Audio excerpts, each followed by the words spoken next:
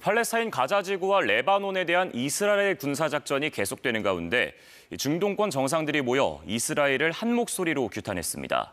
트럼프 당선 이후 중동은 어떻게 될지 두바이 김계형 특파원 연결해서 자세히 알아보겠습니다. 자, 중동권 정상들이 모여서 일제히 이스라엘을 규탄했는데 특히나 이 사우디 왕세자의 비난 수위가 높았습니다. 네, 아랍연맹과 이슬람협력기구의 공동정상회의가 어제 사우디아라비아에서 열렸는데 회의에 참석한 정상들이 일제히 이스라엘을 비난했습니다. 사우디아라비아의 무함마드 빈 살만 왕세자가 강력한 의조로 이스라엘을 비판하며 포문을 열었습니다. 이스라엘이 팔레스타인, 레바논 형제에게 학살을 저지르고 있으며 이들에 대한 군사적 행동을 즉각 중단할 것을 요구했습니다.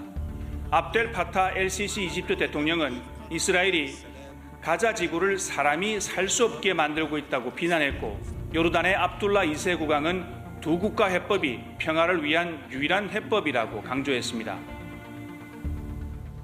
이번 회의에서는 어떤 내용들이 합의됐습니까?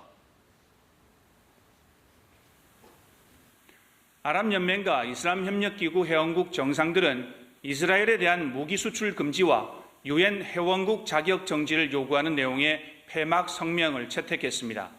정상들은 또 가자 지구, 레바논 전쟁을 즉각 휴전하고 1967년 이후 이스라엘이 점령한 아랍 영토에서 철수할 것을 촉구했습니다. 1년 전 회의에서는 이스라엘을 규탄하면서도 징벌적 경제 제재나 정치적 조치를 요구하지 않았다는 점에서 중동권 정상들의 대응 수위가 높아졌다고 볼 수 있습니다. 일부 회원국들은 이스라엘과의 경제적, 외교적 관계를 단절해야 한다는 강력한 의견을 피력한 것으로 전해졌습니다. 미국 대선 직후 나온 중동권 정상들의 성명인 만큼 트럼프 당선인을 향한 메시지로도 볼 수 있다는 평가가 나옵니다. 이 가자 전쟁에 대한 트럼프 당선인의 입장도 궁금한데 어떻습니까? 당선 이후에 가자 전쟁에 대한 구체적인 언급은 없습니다. 당선 직후 네타냐후 이스라엘 총리와 전화 통화를 했는데 이스라엘 안보에 대해 합의했고 이란의 위협에 대해 논의했다고 이스라엘 총리실은 밝혔습니다. 다만 지난 7월 네타냐후 총리를 만난 자리에서 트럼프 당선인은 자신이 당선되면 취임식 전에 가자 전쟁을 끝내달라고 주문한 것으로 알려졌습니다. 반면 네타냐후 총리는 하마스와 헤즈볼라를 완전히 무너뜨리겠다는 의지를 보이고 있어 트럼프 2기 행정부와 의견 충돌 가능성이 있어 보입니다. 트럼프 1기 행정부 때는 이란을 강하게 몰아붙였는데 2기에서도 계속될까요?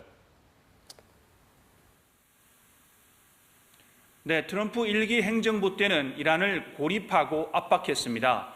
이란 핵합의에서 탈퇴하고 이란에 대한 경제 제재를 복원해 이란 석유 수출이 큰 타격을 받았습니다. 이슬람혁명 수비대 사령관을 드론으로 암살하고 수비대를 테러 단체로 지정했습니다. 이스라엘이 아랍에미리트, 바레인, 수단과 관계를 정상화하는 아브라함 협정을 미국이 중지했습니다. 이란을 고립시키는 외교 전략입니다. 당선 이후 구체적 언급은 없지만 선거 과정에서 이란이 자신을 암살하려 했다고 주장했고 이스라엘이 이란 핵시설을 공습해야 한다고 말하는 등 이란에 대한 부정적 인식에는 변화가 없어 보입니다. 지금까지 두바이에서 전해드렸습니다.